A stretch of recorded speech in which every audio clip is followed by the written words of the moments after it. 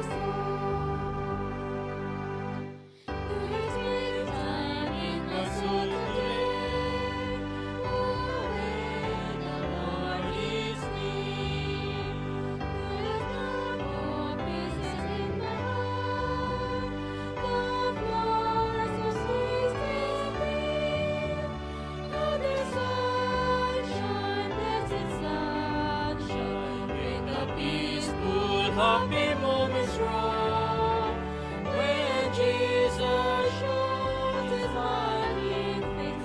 There is sunshine in the soul. There is gladness in my soul today, and hope and grace and love. Blessed which He gives me now, for joys laid up above. Oh, there's sunshine, blessed sunshine, when the peaceful, happy moments roll. When Jesus shows His smiling face, there is sunshine in the soul.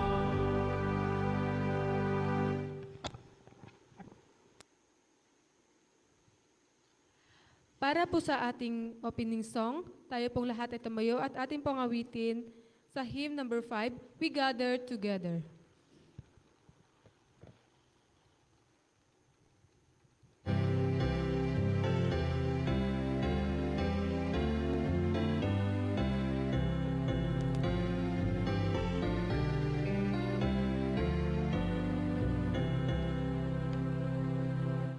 We gather together to ask the Lord's blessing. Each justice and His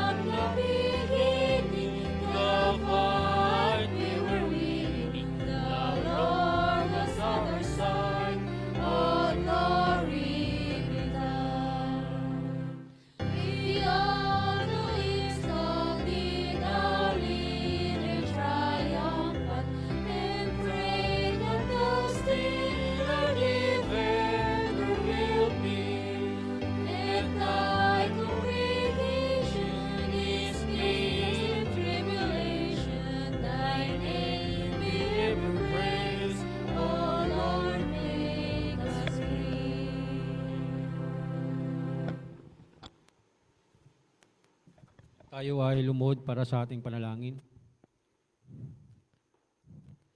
Panginoon naming Diyos na makapangyarihan sa lahat, narito kami, Panginoon, kami po ay tiklop-luhod na nagsusumamo po sa inyo sa oras na ito. Kami po ay inyong pangunahan sa aming pag-aaral. Sa gabing ito, kami po ay narito upang hilingin ang inyong pagpapala sa aming buhay at bigyan niyo po kami, Panginoon, ng karunungan at buksan niyo po ang aming puso't isipan. Linisin niyo ang nagpapadumi sa aming mga buhay, Panginoon, upang karapat-dapat naming tanggapin ang inyong mga salita. O Diyos namin mapagmahal, alalahanin niyo po ang bawat isa na mga kapatiran, nawa po ay inyong hipuin at dalhin niyo po dito sa bahay-sambahan upang sama-sama po kaming magpupuri at luluwalhatiin ka namin, Panginoon. At narito po si Brother Ronnie Ranis na siyang magbibigay ng mensahe ng buhay na aming pagbulay-bulayan ngayong gabi. Salamat po, Ama, sa pagtugon niyo sa aming dalangin. Ito po ang aming mga kahilingan alang-alang sa aming Panginoong Yesus. Amen. So, happy midweek mga kapatid. Magandang gabi sa ating lahat. At muli, narito po tayo upang ipagpatuloy natin na purihin ang ating Panginoon dahil siya po ay tunay na napakabuti sa ating buhay. At mga kapatid, ngayon po ay nasa pangalawang linggo tayo ng December, tama po ba? December 11. So napakabilis ang panahon at palamig ng palamig, di po ba? Ramdam nyo na yung lamig, simoy ng hangin, di po ba mga kapatid? So sa gabing ito, bagamat ay palamig na palamig ang ating nararanasan, ay patuloy nating sambahin ang ating Panginoon dahil siya po ang ating Diyos na manlalalang. So sa gabing ito, ang may mga bahagi po ay aking ipakikilala po sa inyo sa pangunguna po ni Sister Lisa Masong. Siya po yung nagbigay sa atin ng unang awitin at opening prayer. Ako rin po, ang yung lingkod, si Brother Dudes Balyejos. At kinagagalak ko muli kayong makasama muli ngayong gabi. At ako rin po yung tagapagpakilala ngayong gabi. So, ang ating magbibigay ng mensahe ngayon ay muli nating maririnig ang napakagandang boses ni Brother Ronnie Ranis na talagang masipag sa gawain. Magandang gabi, Brother Ronnie Ranis. Naway pagpalain ang inyong mga labi sa gabing ito at sa aming maririnig na salita ng ating Panginoong Hesus. At ang magbibigay pala po ng special song, walang iba po kundi ang ating kapatid, sina Sister Bing at si Queenie Ranis. Yan. Pamilyang Ranis talagang masigasig po sa gawain po yan. At yung ating tawag nito, yung ating monitoring department, si Brother JR Ranis. Yan, puro Ranis po ang nangunguna sa ating gawain ngayong gabi. So, sa gabing ito, atin pong pakikinggan muna ang magandang boses ng ating mga kapatid mula po sa Ranis family. Maraming salamat po mga kapatid at happy midweek sa atin lahat.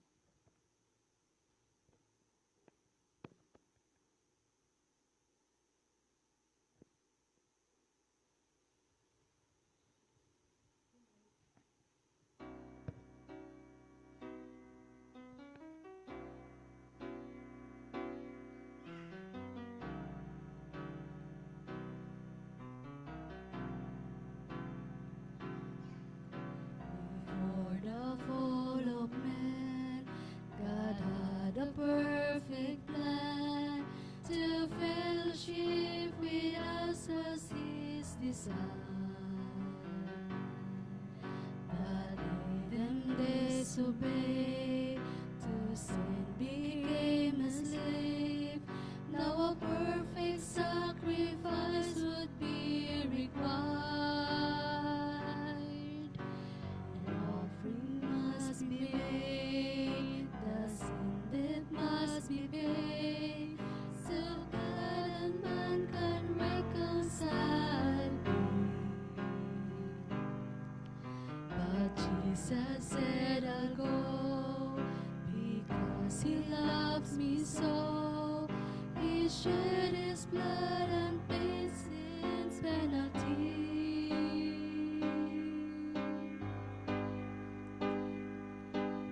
He gave himself to pay a debt I could not pay when I was lost. He gave himself to be my way, though I deserve to be upon the cross that day. In love he took my place,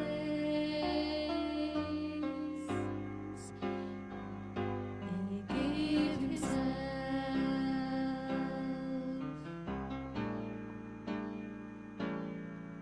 No greater love is known, no greater love is shown, that when one lays his life down for a friend.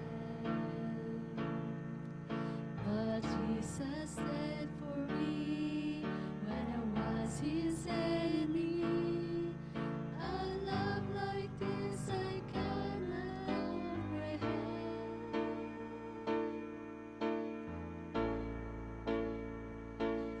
He gave himself to pay a debt I could not pay when I was lost. He gave himself to be my way, though I deserve to be upon the cross that day. In love he took my place,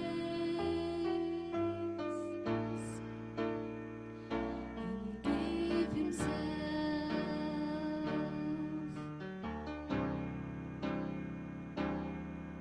My nails were in his hand, my crown of thorns he wore, my stripes were on his back, my heavy cross he bore. And when God turned his back, he turned it on my sin. Jesus won a victory that I could never win. He gave himself to pay a debt I could not pay when I was lost. He gave himself to be my way, though I deserve to be upon the cross that day. In love he took my place,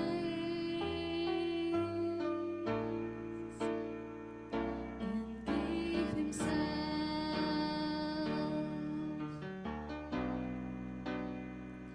In love he took my place, and gave himself.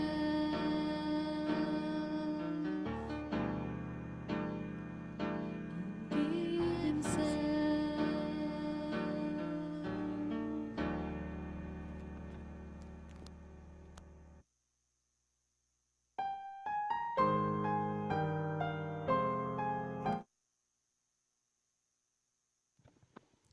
Okay. Maraming salamat sa magandang awitin na binigay sa atin ng ating dalawang mga kapatid na nagpapaalaala sa atin kung gaano kabuti ang Diyos sa kanyang mga anak. Magandang gabi sa inyong lahat, mga kapatid. Ngayong gabi, kahit na ilan tayo? 2, 4, 6, 8. Okay. Kahit na tayo ay 8, alam nyo, ang unang sanglibutan, noong nagkaroon ng baha, ayon sa mga Bible scholar, ang bilang ng mga tao nasa 8 milyon. 8 milyon ang tao. Siguro sa buong sanglibutan na yon. Di natin alam kung dito sa atin sa bandang Pilipinas, kung mayroon na bang mga tao, no, sa panahon ni Noe. Subalit ayon sa pag-aaral, ang mga tao noon ay umaabot ng 8 milyon. Pero sa 8 milyon, mayroong 8 katao ang iniingatan ng Panginoon. Na kahit tayo ngayon ay 8 katao, subalit ang Diyos ay patuloy na nangungusap sa bawat isa sa atin. Ano? At maraming salamat na naalaala din natin siya ngayong panahon ng pagsamba. Na hindi natin na isarado ang sambahan dahil sa kaunti tayo. Ano po? Na tayo ay patuloy na nagpupuri sa Panginoon. Kahit tayo ay nasa kabila ng ating mga pagod na pangangatawan sa buong araw nating hanap buhay, subalit tayo po ay narito pa rin. Mga kapatid, ang akin pong dadalhing mensahe sa atin ngayong gabi ay maiksi lang. Kaya akala ko kung tayo ay mayroon din nag-practice ngayon, no? Pero wala pala. Wala palang practice, no? So, kaya sigurong hindi nakalusot yung iba kasi walang practice. Pero kung may practice, paunlakan ang pagsamba. Marahil ganon, no? Dito sa Amos 4, ang talata ay 12. Ganito ang pagkasabi. Kaya't ganito ang gagawin ko sa iyo, O Israel. At yamang aking gagawin ito sa iyo, humanda kang salubungin mo ang iyong Diyos, O Israel. Mga kapatid, ang sinasabihan dito ng Diyos ay ang kanyang bayang Israel. Sa panahong ito, ang presensya ng Panginoon ay hindi pa naalis sa kanila. Sila ay tinaguriang bayan pa ng Diyos. Kaya ipinahahanda ng Diyos ang bayang Israel upang humandang salubungin. Ngayon, bilang tayo ay isang tinatawag na modernong Israel,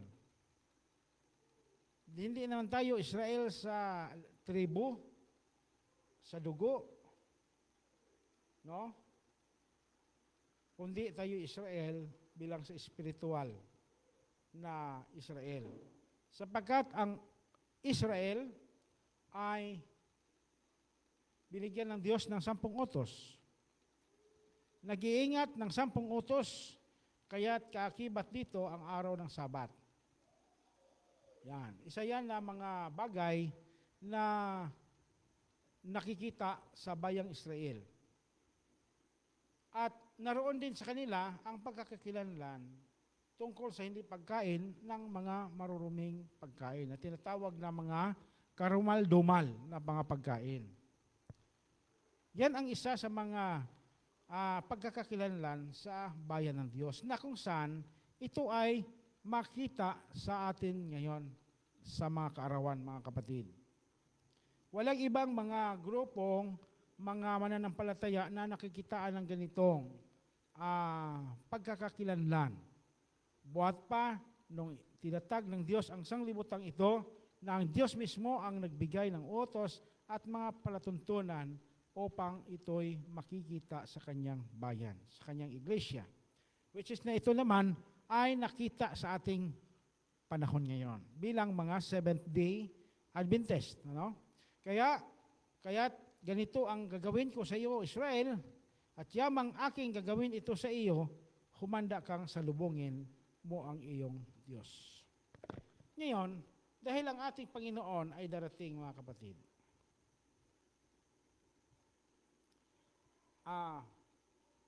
mayroon ditong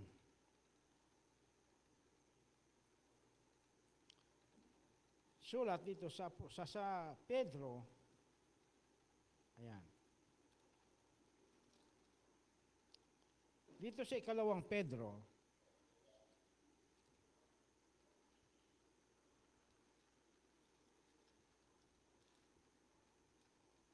okay, ikalawang Pedro, 3 ang talata ay ganito. Ito ay isa sa mga bagay na mangyayari sa pagdating ng ating Panginoon, no?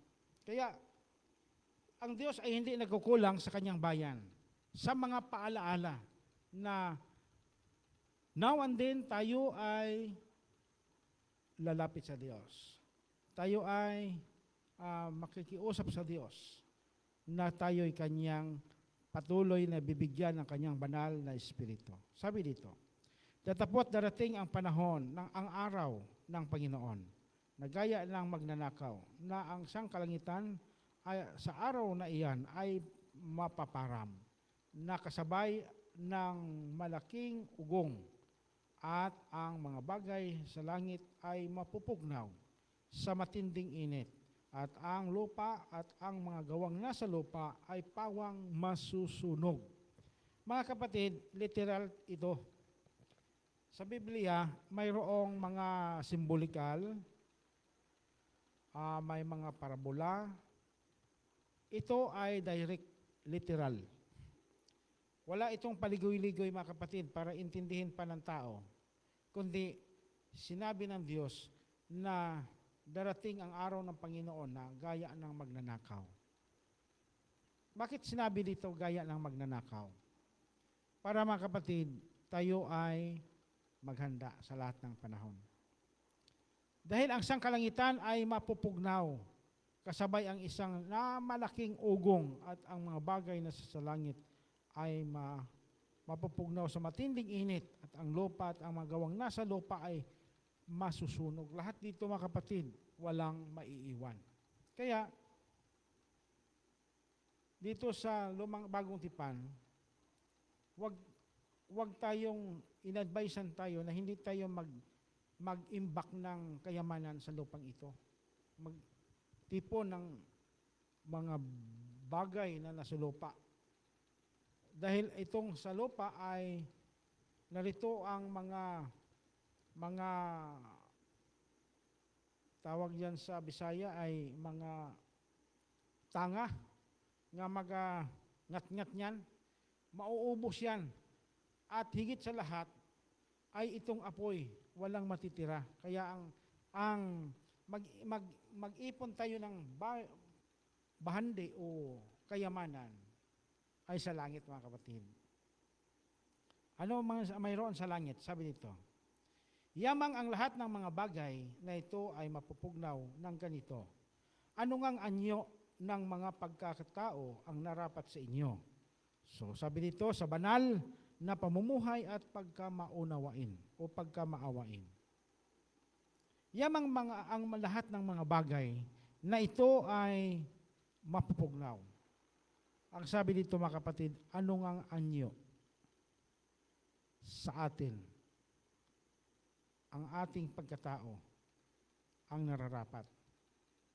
Ngayon, mga kapatid, dapat ang kabanalan ay siyang nasa sa atin. Pero ngayon, mapapansin mo, mga kapatid, ang mga tao, kahit nasa loob ng iglesia, ngayon, ang mga tao ngayon ay napakahilig sa kasiyahan. Napakahilig sa kasiyahan. Lalo na yung mga nasa sanglibutan. Pumunta ka doon sa Balayong. Lalo na nung nila, yung Pizza Uno. marahil maraming mga kapatiran natin na kasamang naroon. Alam mo, yan ay isang worship yan. Kasi alam natin na iyang mga bagay ng ganyan ay hindi yan nauukol sa Panginoon. At iyan ay ang pinagmumulan yan sa mga pagano. At ang ginagawa ng mga pagano, mga kapatid, para iyan na, resulta yan sa ginawa ng mga pagano. Na ayon sa history, ito ay nagkuha sila ng mga kahoy na may mga sanga at doon ay pumatay sila ng tao at ang mga bituka nito ay kanilang ipinupulupot doon sa mga sanga. At ang mga ulo ay ipinagbitin nila doon sa mga sanga. Yan po ang pinagmumulan talaga. Kaya, ang sinumang tao ngayon na nag-accept sa mga bagay na ito ay worship, yun pa rin ang kanyang sinamba. Dahil doon galing siya improvise na nga lang. Pero hindi yan mangyayari ng ganito ngayon kung wala yung pinagmumulan, mga kapatid. Kaya yung ginawa sa Balayong na napakahiganting Christmas tree sa panahon ng December o Kapaskuhan at sa unang gabi ng pagbubukas ay naroon yung, siyempre, binasbasan yan na ba? Naroon din yung pare, nandoon din yung mga matataas na mga opisyal sa ating lokal na gobyerno o pamahalaan. At doon, mga kapatid, kasabay sa mga taong napakaraming pumunta roon upang simulan. Part of worship yan, mga kapatid. Kaya sabi ko doon sa aking pamilya, kasi ang kaisipan ko ay hindi naman nila kaisipan. Gusto nilang pumunta roon, sabi ko, wag. Kasi yan, dapat nating makita yung mga bagay na hindi nararapat sa Diyos. Kasi akala lang natin okay lang, pero yun pala yung mga bagay na yan ay hindi pala yan nauukol sa Diyos. Bakit? Yung storya niyan ay alam naman natin. Kaya wag tayong makikisama sa ganong kalagayan. So ito, yung sanglibutan ngayon ay na purong-puno sa kasiyahan. Maging sa loob ng iglesia, mga kapatid. Pero alam nyo, nitong huling mga araw, ang advice dito sa Banal na Kasulatan, ang katuwaan ay gawing kalungkutan. Mayroon dito. Yung tawa ay gawing pag-iyak. Kasi darating na ang panganib. Napakakaunting panahon na lang. Ito'y palugit na lang, mga kapatid Palugit na lang ang ating panahon. Kaya sa panahon ng ito, na palugit or sandaling panahon na lang ito, biruin mo, sa 1,000 taon sa tao, isang araw lang sa Diyos. O titignan natin kung sa atin ngayon, kung minuto na lang ito, mga kapatid, sa Diyos. Kasi gundo na lang. Kaya hindi na magtatagal, magwawakas na ito, ang mundong ito. Kaya pinaalalahanan tayo ng palagi sa ating Panginoon na anong ang anyo, ang pagkatao, ang mayroon sa atin na ipamumuhay nitong huling mga araw. Sabi dito, na ating hinihintay at pinakananasa ang pagdating ng kaarawan ng Diyos. Na dahil dito, ang sangkalangitan na nagniningas ay mapupugnaw at ang mga bagay sa langit ay matutunaw sa matinding init. Ngunit ayon sa kanyang pangako ay naghihintay tayo ng bagong langit at ng bagong lupa na tatahanan ng katuwiran o tinatahanan ng katuwiran.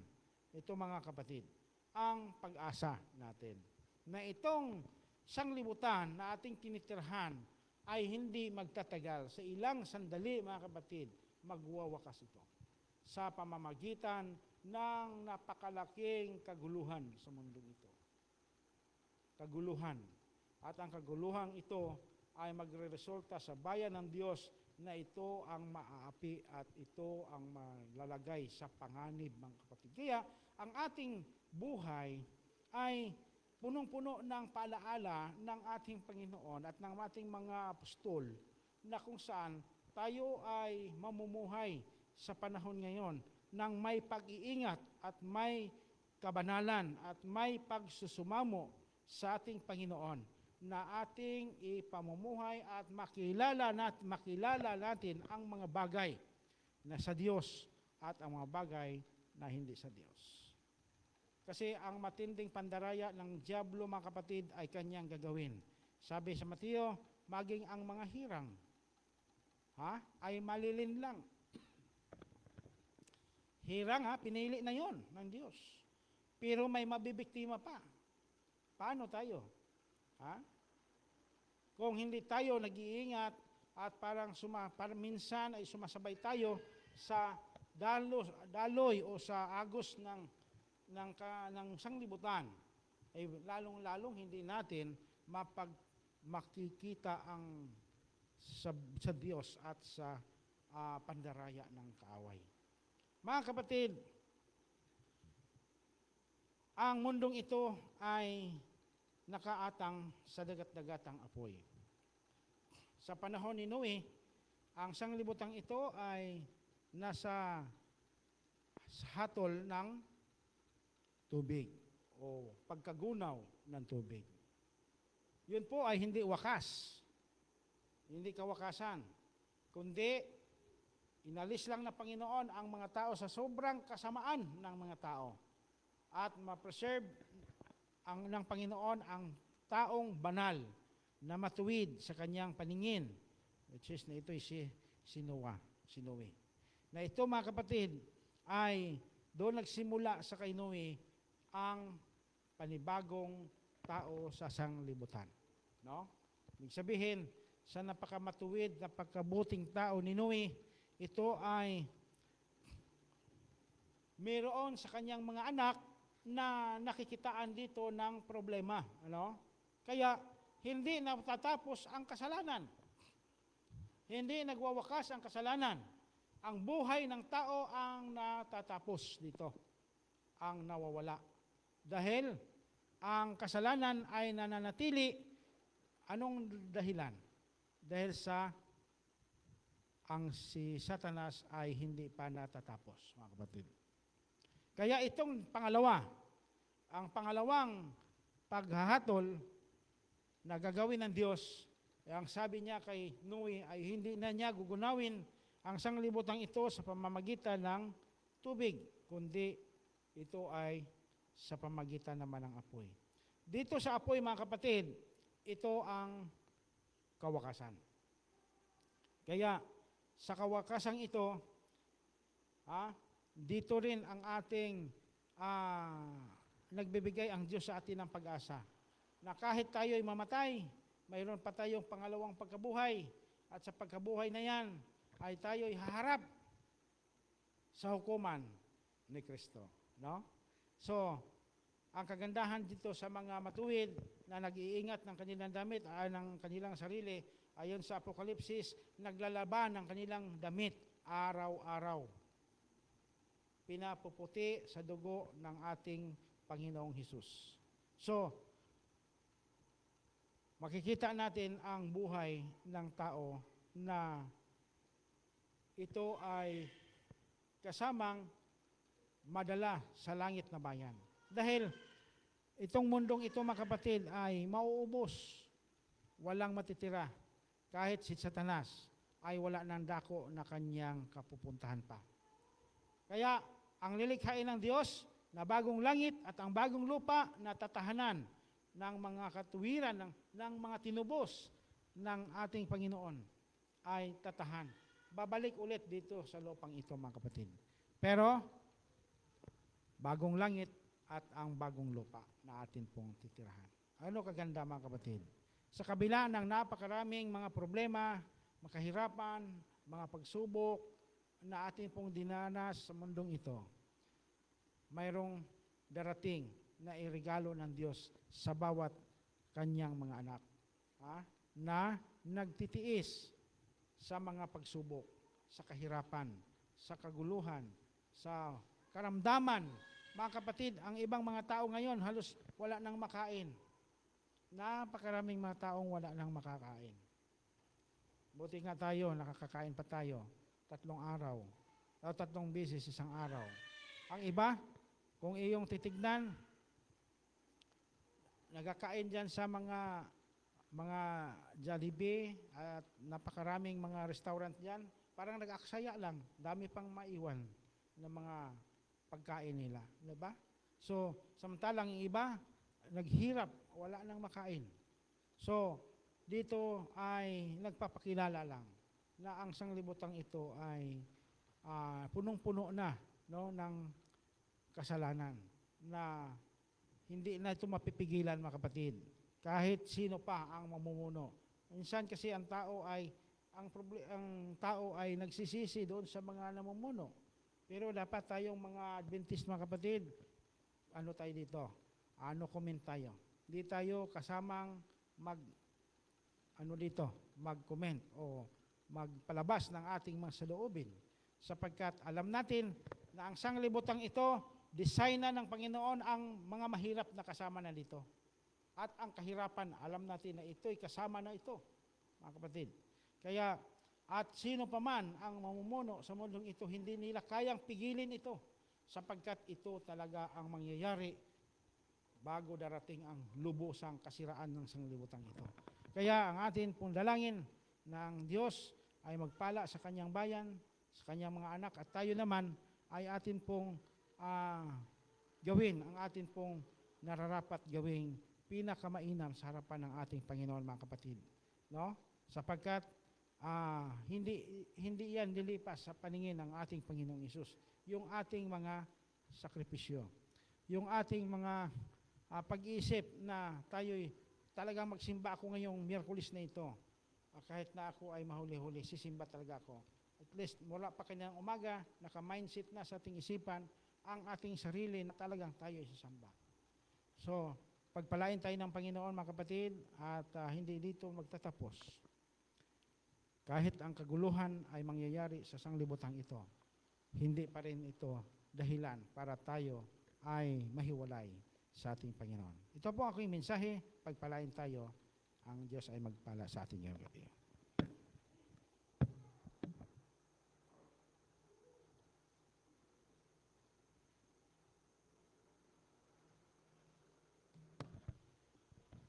Bilang tugon po sa mensahe na at napakinggan ngayong gabi, nanyayahan ko po na lahat at tumayo at ating awitin sa hymn 119, The Coming King is at the Door.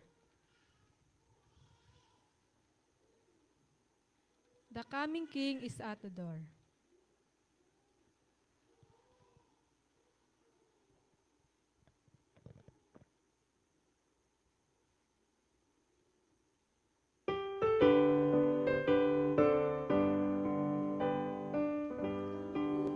Was the Lord, oh, was the cross of sinners born. Now the righteous ones alone, He comes to gather all.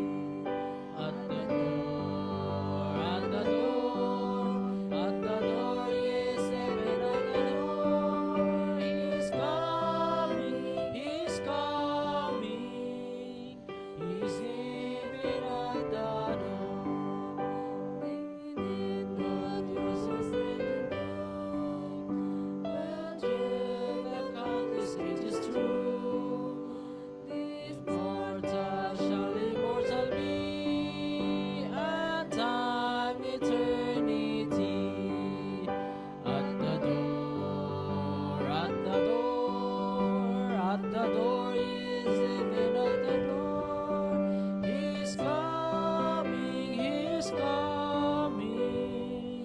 He's even at the door.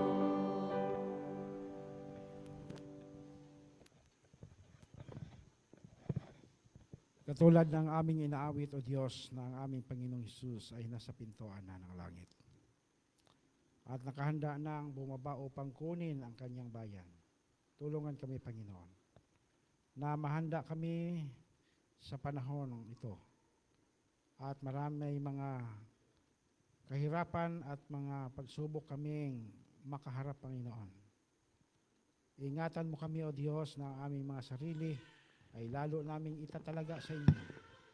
At tutulungan mo, Panginoon, ang iglesyang ito ng Rampano, mga kapatiran, na patuloy ang kasiglahan, ang aming pong maranasan, at lalo't higit ang mga pag-practice namin ng awitin ay makakatulong ito upang ang amin pong interest sa langit na bayan ay lalo naming inaasam-asam. Salamat po ng marami, Panginoon, sa inyo pong pagdinig sa aming madalangin. Patawarin kami sa aming pong mga pagkasala. Sa pangalan ng aming Panginoong si Jesus. Amen. Okay, so magandang gabi sa inyo lahat, mga kapatid.